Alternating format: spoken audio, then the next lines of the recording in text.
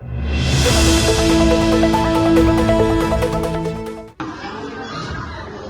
मोजे कांचननगर एकदरा तालुका जिल्हा नांदेड येथे महामानव परमपूज्य बोधिसत्व डॉक्टर बाबासाहेब आंबेडकर यांची 135वी जयंती मोठ्या हर्ष उल्हासात सादर झालेली आहे आणि या ठिकाणी महामानव डॉक्टर बाबासाहेब आंबेडकर यांचे विचार अंगीकारण्यासाठी आमच्या आजूबाजूच्या सर्व खेड्यापाड्यातून सर्व नवयुवक मंडळी, प्रतिष्ठित मंडळी, सर्व युवक युवती यांनी मोठ्या हर्ष उल्हासामध्ये जयंती फार मोठ्या थाटामाटामध्ये साजरी केलेली आहे आणि आता शेवटचा टप्पा म्हणून या ठिकाणी त्रिचरण पंचशिला होईल आणि मान्यवरांचा सत्कार झाल्यानंतर भोजनाची व्यवस्था सर्व या ठिकाणी मंडळाचे अध्यक्ष, उपाध्यक्ष, मंडळाचे सर्व कार्यकर्ते यांनी या ठिकाणी अतिशय चांगल्या प्रकारे नियोजन केलेलं आहे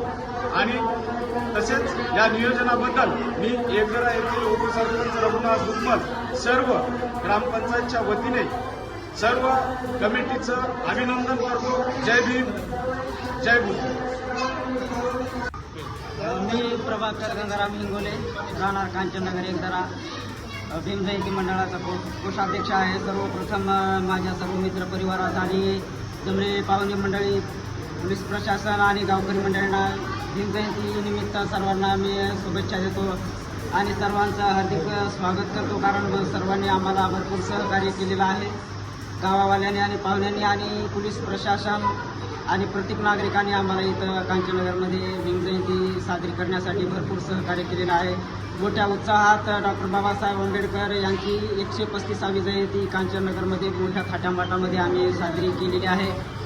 मिरवणूकसुद्धा एकदम शांततेमध्ये पार पडलेली आहे. डीजेवाल्याने छान सहकार्य दिलं आणि खूप छान वाजवलं. बाकी सर्व माझं नाव संदीप शामराव हिंगोले, जयंती मंडळाचा अध्यक्ष आहे. हे उपाध्यक्ष आहेत कैलास भगवान दुर्मल, देशा अध्यक्ष आहेत प्रभाकर गंगाराम हिंगोले. जयंती पूर्णपणे चांगली झालेली आहे. प्रशासनाला पूर्ण सहाय्य केलेले आहे. गावावाल्यांचं पूर्ण सहकार्य आहे. सर्वांचे आभार मानतो, सगळ्यांचे आभार मानतो. जयंती चांगली झालेली आहे.